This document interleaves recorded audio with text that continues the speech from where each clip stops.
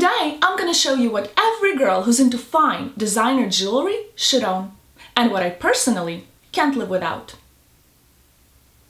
Do I see some new faces over there? Well, I better not let you down. Let's go! Hi guys, this is Sibylla Mirage. Welcome to my channel. Today, we have the most requested video on my channel yet, and that's where do I start my fine jewelry journey, and I'm here to help.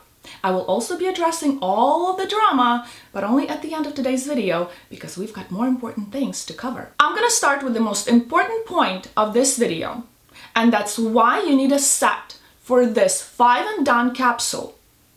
The reason why is because having one in such a minimalistic capsule jewelry collection will make you look on a last-minute date like you've put in way more effort into getting ready than you did. And no one needs to know about your chips, salsa, and beer couch trash TV marathon for a couple of hours before. For this 5 and done capsule, you need to dig deep. You need to ask yourself a lot of questions because you need to stay true to yourself. It can be 5 and done, 6 or 7 and done, but you need to pick the kinds of jewelry that you gravitate towards the most. For me, it's gonna be 2 pairs of earrings, 1 necklace, 1 bracelet, and a ring. I'm gonna start with my onyx earrings, which is the part of the set, which is the star of the capsule. If you were to take one thing from today's video, is that you need a set that can be the star of the show and also be played down and subdued.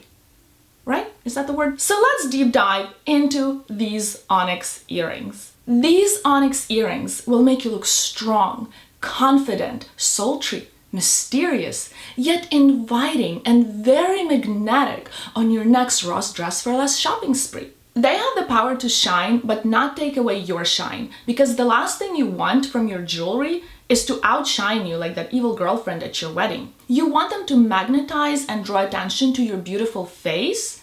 That's why I wouldn't go for the magic in onyx. In my opinion, the vintage size is more than enough for any frame or any size. Literally more than enough. They're also not as heavy as hammered gold, for example, which makes them very comfortable. And hammered gold gets lost because of lack of luster, so I'm not recommending those. My acro yoga instructor told me about my earrings one day, and that's how comfortable they are. I literally wear them to yoga. He said, and I quote, "I don't mean to offend you, but your earrings look like glass."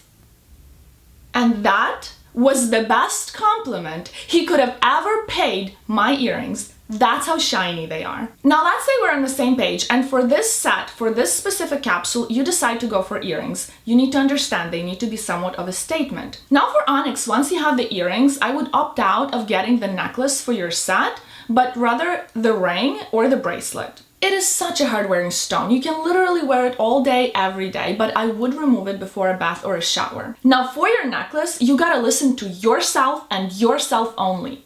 Because a piece of jewelry wrapped around your throat day and night might be a little too intimate for my interference. So I'd suggest you asking yourself these questions. Do I feel comfortable making a little statement every day? Or do I sometimes prefer to go undercover, incognito, get away from flashing and flexing? Take a little chill pill. In that case, you should go for an if you know kind of style. More subdued. For when you're on your period and kind of want to choke someone looking at you. For lay low kind of days. You want to have some pieces that even when designer, everyone's clueless. So it doesn't get old for you. That's why for this capsule, I chose my Frivole 3-flower motif.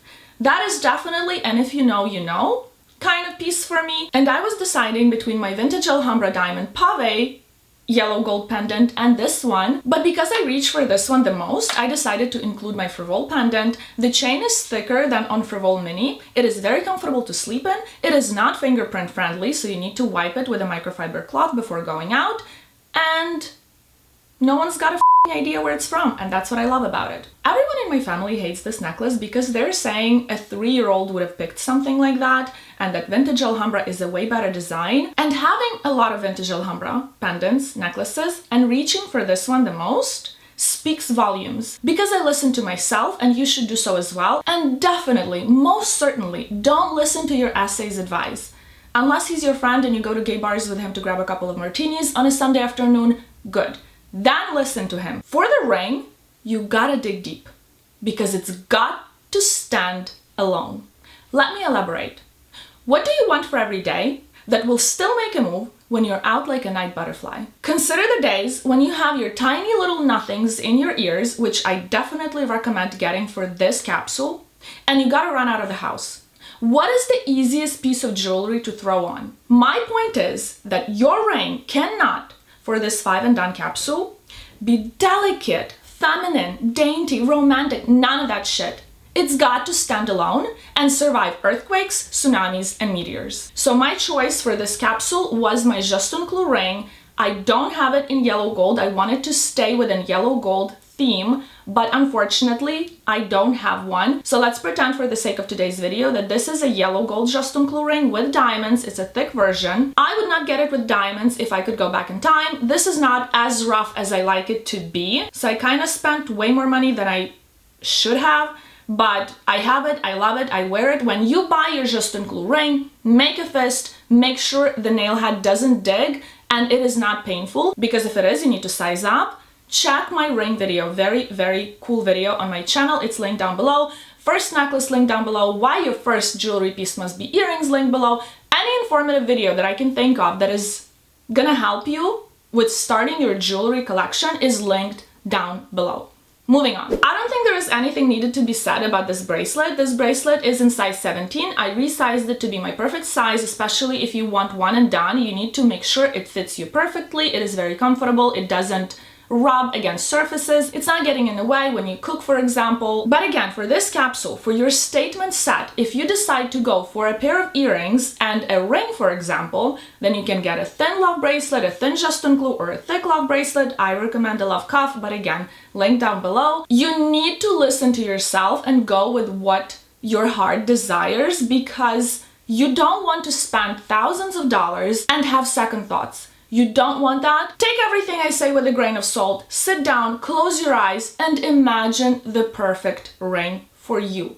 The same goes for the rest of the pieces. This is my take and my take only. And obviously this is a YouTube video, you shouldn't take any of them seriously. This is our escape, this is a sort of an entertainment source. And now for the delicate tiny little earrings, I picked my Love Studs from Cartier in yellow gold. I love them very much. All of the close-ups and a lot more information on them is in the video about your very first designer earrings. I'm still gonna show you close-ups. Get them while they're cheap, because Trinity collection has gone up in price so severely within the last year, because Cartier finally caught up to the fact that Trinity is a goddess-like collection. People love it. It's heavy, it's weighty, it is substantial, and Cartier has been increasing prices specifically on that collection, guys, within the past year so much. I got my Trinity ring, I think it was $1,290 or $1,300. Now it's almost $2,000. I cannot believe it. I would still buy it, but just pay attention to the prices and get things while they're still more on the affordable side. None of these things are affordable. And for the sake of this designer capsule 5 and done, I had to go with Cartier Love Studs,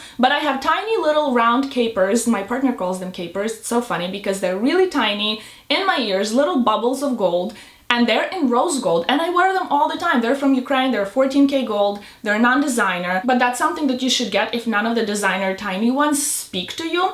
And get something that is very comfortable to sleep in, so you never need to take them off unless you're wearing your vintage Alhambra earrings. If you have any jewelry related questions, please leave them down below. We talk, we discuss jewelry, we get into details. Now I'm gonna address my comment section with you real quick, because what I understood from my comment section blowing up on my latest video, aside from me looking like a thumb, is that I should have addressed this issue with her personally. Did she show the fake to her friend privately?